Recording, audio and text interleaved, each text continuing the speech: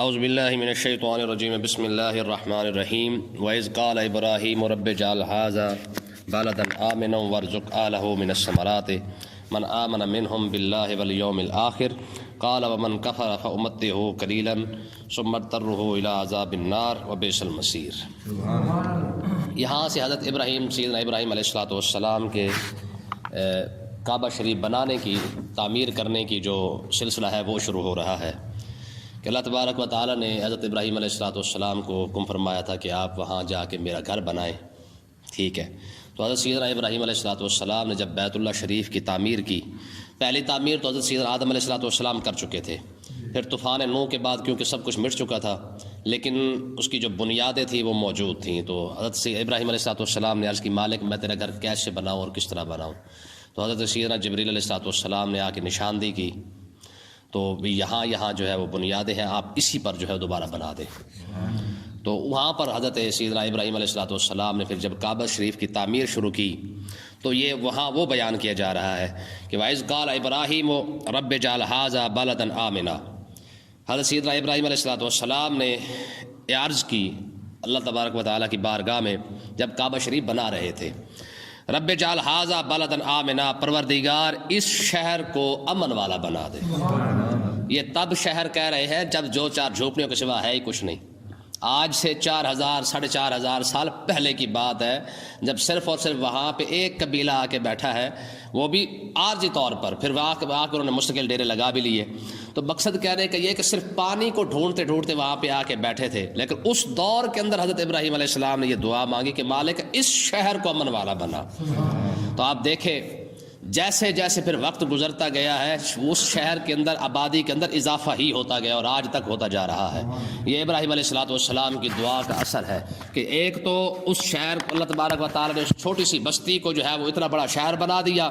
دوسری دعا کیا مانگی؟ وارزق اہلہ من الثمرات، پروردگار یہاں کے رہنے والوں کو پھلوں سے رزق عطا فرما۔ تو آج دیکھ لیں دنیا جہان کا کوئی پھل ایسا نہیں ہے جو وہاں پہ کعبہ شریف کے اندر، مکہ شریف کے اندر نہ ملتا ہو۔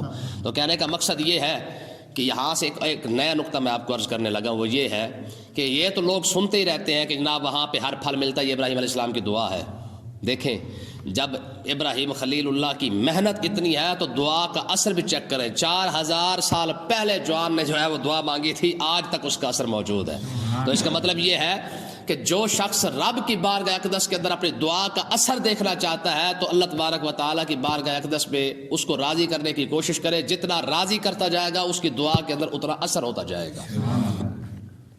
تو ابراہیم علیہ السلام نے یہ دعا مانگی، من آمن منہم باللہ والیوم الآخر، مالک اس یہاں پر ان کو رزق دے جو تجھ پر ایمان لائے، جو قیامت کے دن پر ایمان لائے۔ کیونکہ پیچھے بات ہوئی تھی نا، ابراہیم علیہ السلام نے کہا مالک میری جو اولاد ہے ان کو بھی تو ہے وہ امامت عطا فرما، تو اللہ نے فرمایا تھا صرف ان کو امامت عطا فرماؤں گا جو آپ کے نقش قدم پر چلیں گے، جو آپ کے نقش قدم پر نہیں چلیں گے ان کو کوئی منصب نہیں ملے گا۔ تو یہاں پہ اسی دعا کو مد نظر رکھتے ہوئے ابراہیم علیہ السلام نے دعا مانگی کہ مالک پھر رزق بھی انہیں عطا فرما جو ایمان والے ہیں۔ لیکن اللہ تبارک و تعالیٰ نے ارشاد فرمایا قال ومن کفر فامتعہ قلیلا، آپ نے اللہ تبارک و تعالیٰ نے ارشاد فرمایا کہ جو کافر ہے نا فامتعہ قلیلا، میں انہیں بھی تھوڑا سا نفع دوں گا، کافر کو بھی تھوڑا سا نفع، یعنی پھلوں سے رزق سے میں کافر کو تھوڑا سا نفع ضرور دے دوں گا۔ آپ دیکھ لیں کفار کی جتنی بھی ترقی ہے، یہود و نصارہ کی، امریکہ برطانیہ جرمنی فرانس چین جو کچھ بھی آج کر رہے ہیں ترقی کر رہے ہیں، رب فرما رہا ہے قلیلا، انہیں تھوڑا سا نفع دوں گا۔ ہے آج تھوڑے سے نفع ان کا اتنا زیادہ ہے تو رب کا کثیر کتنا ہوگا؟ جی رب فرماتا کل متاع الدنیا قلیل، ہم نے دنیا کو بنایا ہی تھوڑا سا ہے، یہ تھوڑا رب کا تھوڑا اتنا ہے تو رب کا زیادہ کتنا ہوگا؟ جی کل متاع الدنیا قلیل، فرما روئے زمین کے اندر جو کچھ ہے پوری کی پوری زمین جو ہے یہ تھوڑی سی ہے، جس کی تھوڑی اتنی ہے اس کی زیادہ کتنی ہوگی؟ تو اللہ تبارک و تعالیٰ نے ارشاد فرمایا رزق کا معاملہ رہا وہ میں کافر کو بھی دے دوں گا، مسلمان کو بھی دے دوں گا، لیکن آگے کیا ہوگا؟ ثم اضطرہ الی عذاب النار، میں اگلا معاملہ یہ ہے کہ جب قیامت کا دن آئے گا ان کو پھر میں آگ کی عذاب کی طرف پھیر دوں گا۔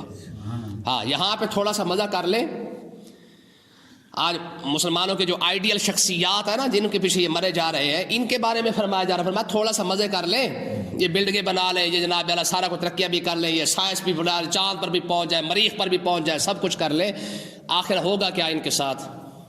الی عذاب النار، میں انہیں آگ کے عذاب کی طرف پھینک دوں گا، وبئس المصیر۔ رب کہہ رہا ہے یار، کہتا ہے برا ٹھکانہ ہے، بہت برا ٹھکانہ ہے۔ جس کو رب کہے جہنم کا ٹھکانہ کوئی اچھا ٹھکانہ نہیں ہے، یہ بہت برا ٹھکانہ ہے۔ مجھے آپ بتائیں، رب جس کو اچھا کہے وہ اچھا کتنا ہوگا، رب جس کو برا کہہ دے وہ برا کتنا ہوگا؟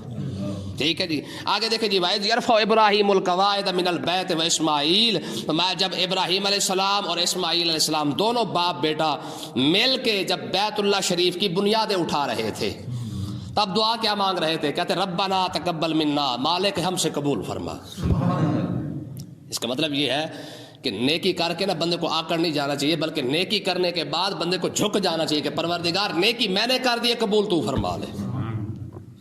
ویسے انسان کو نیکی جو ہے بندے کو آکڑ خواہ بنا دیتی کہ میں حاجی ہوں، میں نمازی ہوں، میں یہ ہوں، میں وہ ہوں۔ نہ، ابراہیم بھی ہو، خلیل اللہ نبی ہے، بیٹا بھی نبی ہے، باپ بھی نبی ہے، دونوں کا یار انداز دیکھیں، نبی ہونے کے باوجود عاجزی کا حد نہیں ہو گئی کہ رب کا گھر بھی بنا رہے ہیں، ساتھ ساتھ دعا بھی مانگ رہے کہ مالک ہم کوئی تکبر نہیں، آکڑ نہیں، کوئی نخرہ نہیں ہے کہ ہم تیرا گھر بنا رہے ہیں، نہ، بس ہم تو کوشش کر رہے ہیں ربنا تقبل منا، ہمارے رب ہم سے قبول فرما لے۔ کیسا انداز ہے یار، ہے انک انت السمیع العلیم، کیونکہ سننے والا بھی تو ہے، جاننے والا بھی تو ہی ہے، ہماری دعائیں بھی تو ہی قبول کرے گا، جانتا ہی تو ہی ہے کہ ہم تیرے دونوں نبی ہو کر تیرے ہی گھر بنا رہے ہیں، تو ساتھ عاجزی بھی ساتھ کر رہے ہیں، دعا بھی ساتھ مانگ رہے ہیں کہ مالک یہ ہمارا کوئی کمال نہیں ہے، صرف تیرا ہی کرم ہے کہ تو نے ہمیں چن کر اپنے ہی گھر بنوا دیا ہے۔ ٹھیک ہے، آگے ابراہیم علیہ السلام نے 10 دعائیں مانگی، کتنی؟ 10 دعائیں۔ ذرا چیک کریں، اللہ تبارک و تعالیٰ نے یہ 10 دعائیں پھر جیسی مانگی رب نے ویسی قبول فرما لی۔ ٹھیک ہے، کیا مانگی؟ ربنا، اے ہمارے رب۔ پہلی دعا دیکھیں جی، وجعلنا مسلمین لکا، پروردگار ہمیں اپنے سامنے جھکنے والا بنا دے۔ مسلمین، مسلمان کا مطلب کیا ہے؟ جھکنے والا، مطلب رب کے آگے جھکنے والا، یعنی اسلام کا مطلب ہوتا ہے جھکانا۔ اسلام امن کا مطلب، اسلام سلامتی سے ہے ہی نہیں، اسلام کا مطلب ہے جھکانے والا، اور مسلمان کا مطلب کیا ہے؟ رب کی بارگاہ اقدس میں جھکنے والا ہے۔ تو جو امریکہ کے آگے جھک جائے وہ مسلمان تھوڑی ہے، جو کفر کے آگے جھک جائے وہ مسلمان تھوڑی ہے، جو انگریز کی تعلیم کے آگے جھک جائے وہ مسلمان تھوڑی رہا۔ مسلمان تو وہی ہے جو رب کے آگے جھکا ہو۔ یہ پہلی دعا ابراہیم علیہ السلام نے مانگی، پروردگار، ابراہیم اور اسماعیل دونوں نے مانگی، کہا مالک ہمیں اپنے سامنے جھکنے والا بنا۔ ایک دعا، دوسری ومن ذریتنا امۃ مسلمۃ لک، اور ہماری اولاد کو بھی اپنے سامنے جھکنے والا بنا دے، ہمیں بھی اور ہماری اولاد کو بھی۔ یار کیسی دعا مانگ رہے ہیں، آج ہم بھی دعا مانگتے نا، ٹھیک ہے، مالک ہمارے پتر کو یہ بنا دے، وہ ڈاکٹر بنا دے، انجینئر بنا دے، فلانی شاہ بنا دے، فلانی شاہ بنا دے، یہ دعا ہم مانگتے ہیں۔ اور ابراہیم علیہ السلام کیا مانگ رہے ہیں؟ رب ہب لی حکم والحقنی بالصالحین۔ یہ غالباً زکریا علیہ السلام نے دعا مانگی تھی، پتہ نہیں یحییٰ علیہ السلام نے دعا مانگی تھی، مالک مجھے ایسا بیٹا عطا فرما جو نیک بھی ہو، تیرے آگے جھکنے والا بھی ہو۔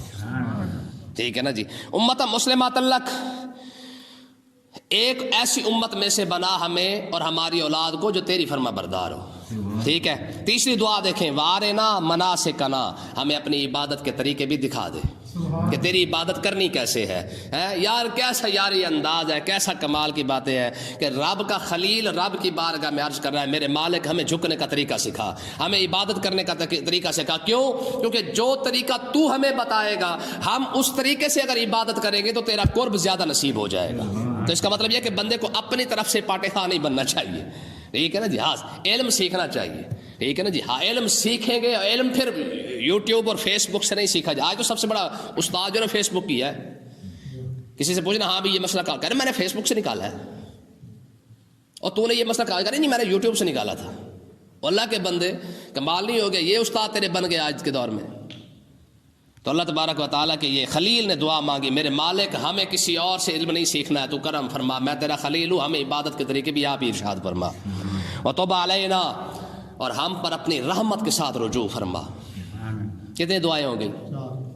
ٹھیک ہے، 5ویں ہوگی، وتب علینا، پروردگار ہمیں اپنی طرف سے اپنی رحمت بھی عطا فرما دے۔ کیوں؟ انک انت التواب الرحیم، بے شک توبہ قبول کرنے والا بھی تو ہے، رحم فرمانے والا بھی تو ہی ہے۔ ٹھیک ہے جی، 6ٹھی دعا دیکھیں جی، اب دعا کیسے عجیب مانگی، ربنا وابعث فیہم رسولا، پروردگار اے ہمارے رب انہی میں ایک رسول بھی بھیج. کس میں؟ اس شہر میں ہے. اور بھیج کون سا؟ منہم انہی میں سے بھیج. یہ چھٹی دعا ہوگی، ساتویں دعا ہو گئی. ٹھیک ہے. کیوں؟ دیکھیں کیسی دعا مانگی کہ مالک، یہ ابراہیم اور اسماعیل دونوں کی دعا ہے. ٹھیک ہے. کعبہ شریف کی تعمیر ہو رہی ہے. وہ میں نے ایک عالم دین سے سنا تھا، اس نے بڑی کمال کی بات کی. کہ یہ بات یہ ہے، مستری جانتا ہے کہ جتنی بڑی وہ کام کرتا ہے نا اتنی زیادہ وہ اجرت بھی مانگتا ہے. بلڈنگ جیسی بنائے گا اس کا ٹھیکہ بھی ویسے ہی مانگے گا نا، کیونکہ اس بلڈنگ کا ڈیزائن ایسا ہے تو فلہذا مجھے اتنی پیسے چاہیے. اس بلڈنگ کے اندر یہ مٹیریل لگے گا تو فلہذا زیادہ خرچہ آئے گا. اس طریقے سے بنے گی، اس طریقے سے بنے گی تو فلہذا مجھے جناب اس کے لیے اتنا ٹھیکہ چاہیے. ایسے ہوتا ہے کہ نہیں ہوتا؟ میں کہ ابراہیم خلیل اللہ بنا رہے تھے کعبہ شریف، رب کا گھر بنا رہے تھے، تو پھر بنانے والا بھی خلیل ہے اور جس کو گھر کو بنایا جا رہا ہے وہ گھر بھی رب العزت کا ہے. تو فرمایا کہ مالک پھر مزدوری جو مانگی نا، مزدوری کیسی مانگی ہے؟ کہا پروردگار کیونکہ تیرا گھر بنا رہے ہیں تو کرم فرما، پھر مزدوری عطا فرمانی ہے، اجرت عطا فرمانی ہے، تو پھر وہ رسول عطا فرما جو سب سے آخر میں بھی آئے گا اور سارے نبیوں کا امام بھی ہو.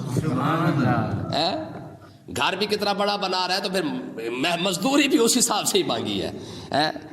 آگے دیکھیں جی، فرمایا کہ یتلو علیہم آیات کا، وہ نبی جو آئے نا آگے ایک تو ہو انہی میں سے، ٹھیک ہے، کسی اور میں سے بھی نہ آئے. ٹھیک ہے. اب اس سے پتہ چل گیا کہ اسماعیل علیہ الصلوۃ والسلام کی جو نسل چلی تھی یہ وہ دعا ہے جو آقا علیہ الصلوۃ والسلام کے بارے میں ابراہیم علیہ السلام نے مانگی تھی، مالک انہی میں سے بھیج. کیونکہ اسماعیل علیہ السلام کا خاندان وہیں پہ بیٹھا رہا ہے تو پھر آقا علیہ الصلوۃ والسلام بھی اسی سے تشریف لائے ہیں، اسماعیل علیہ الصلوۃ والسلام سے. تو یہ وہ دعا تھی جو 3000 سال یا 2500 سال پہلے ابراہیم علیہ الصلوۃ والسلام نے آقا علیہ السلام کے لیے مانگی تھی. ٹھیک ہے. وہ نبی ہو کیسا، کرے کیا؟ فرمایا یتلو علیہم آیاتک، وہ آ کر تیری قرآن کی تلاوتیں کرے، تیری کتاب کی تلاوتیں کرے. حضور علیہ الصلوۃ والسلام نے پھر تلاوت کی کہ نہیں کی؟ ہے جی. پورا جزیرۃ العرب جو جناب وہ مر رہے تھے ایک دوسرے کے پیچھے، کوئی کس کو کھا رہا ہے، کوئی کسی کو کھا رہا ہے، کوئی کسی کو کھا رہا ہے. حضور نے آ کے ایسا قرآن سنایا، ایسی قرآن سنایا کہ بندے سارے کے سارے جناب قرآن کے پیچھے لگ گئے. تلوار لے کے آنے والا بھی تلوار رکھ کے بیٹھا ہوا حضور کے سامنے. سمجھ آئی کہ نہیں آئی؟ آگے دیکھیں وَيُعَلِّمُهُمُ الْكِتَابَ، میرے مالک وہ آ کر ان کو کتاب بھی سکھائے. یہ کیا ہے جناب؟ یہ 8ویں دعا ہے. وَيُعَلِّمُهُمُ الْكِتَابَ، ان کو آ کر کتاب سکھائے. پھر حضور علیہ الصلوۃ والسلام نے سکھائی کہ نہیں سکھائی؟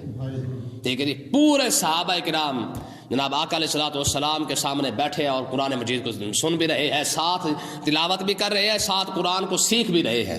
اس لیے علماء فرماتے ہیں، میں نے آپ کو بتایا تھا یہ جو سورۃ بقرہ ہے یہ حضرت عمر رضی اللہ تعالی عنہ نے 12 سال کے اندر حضور سے سیکھی ہے. 12 سال کے اندر صرف سورۃ بقرہ سیکھی ہے. اور علماء فرماتے ہیں کہ 12 سال تو اپنا سورۃ فاتحہ کو سیکھا ہے. سورۃ بقرہ جب سیکھی نا تو علماء فرماتے ہیں کہ سورۃ بقرہ کو سیکھنے کی وجہ سے اللہ تعالیٰ نے حضرت عمر رضی اللہ تعالیٰ عنہ کو حکومت عطا فرمائی ہے. ٹھیک ہے. تو اللہ حضور علیہ الصلوۃ والسلام کے لیے دعا مانگی. فرمایا وہ نبی آئے اور آ کے کرے کیا؟ وَيُعَلِّمُهُمُ الْكِتَابَ، آ کر ان کو کتاب بھی سکھائے. اور حضور نے پھر کیسی کتاب سکھائی ہے؟ کل میں نے آپ کو پرسوں بتایا تھا، وہ صحابہ رسول جب قرآن پڑھ رہے تھے تو آسمان سے فرشتے نازل ہونا شروع ہو گئے تھے. حضور نے اس طریقے سے صحابہ کرام کو قرآن پڑھایا ہے. وَالْحِکْمَةَ، اور آ کر اپنی سنتیں بھی سکھائے.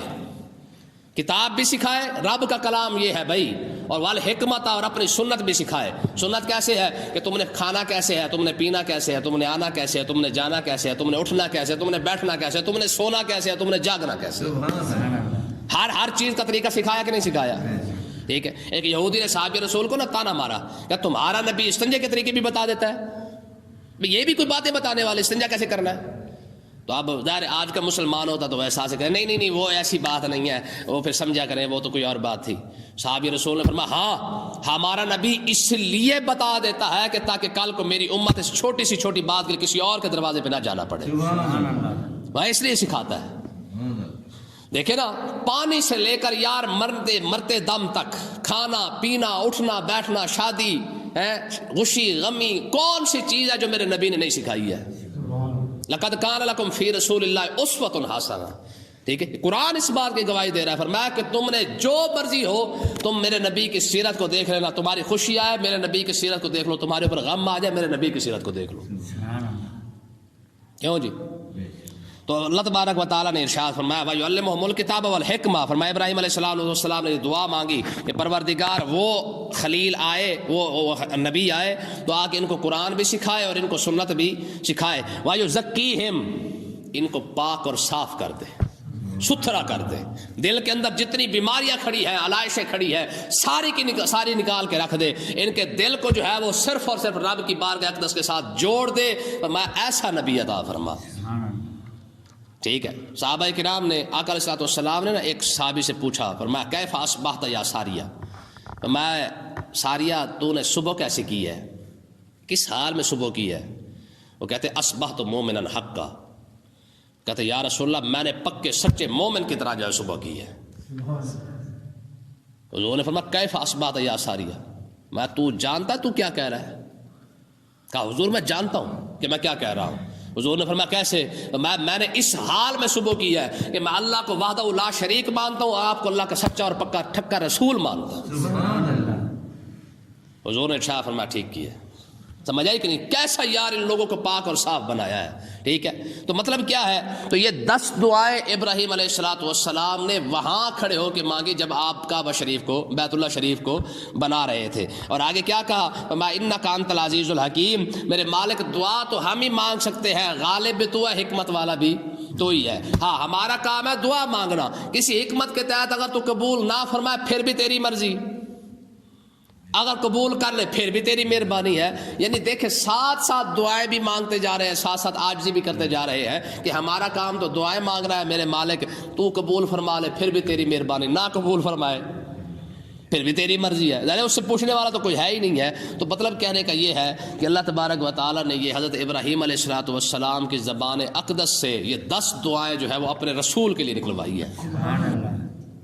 ٹھیک ہے کہ ایسا ہو، ایسا نبی ہونا چاہیے، ایسا نبی ہونا چاہیے، ایسا نبی ہونا چاہیے۔ آقا علیہ السلام نے پھر جو قرآن مجید ہے نا، یہ حضور تاریخ کی آپ کتابیں پڑھ کے دیکھیں نا، سیرت کی، فرماتے ہیں ذو المجاز، اکاز اور مجنہ، یہ 3 منڈیاں لگتی تھیں عرب کے اندر، 3 منڈیاں۔ وہاں پہ لوگ جا کے ظاہر منڈیاں اور میلوں کے اندر کیا ہوتا ہے آپ جانتے ہیں کہ میلوں کے اندر تو ہر بندہ اپنا اپنا لگا ہوتا ہے، لیکن حضور علیہ السلام تنہا جاتے، کوئی بلانے والا نہیں، کوئی پوچھنے والا نہیں ہے۔ ذو المجاز، اکاز اور مجنہ، یہ 3 منڈیاں تھیں عرب کی، بڑی مشہور 3 منڈیاں تھیں، میلے سمجھ لیں، میلے تھے، ہر کوئی وہاں پہ آ کے کوئی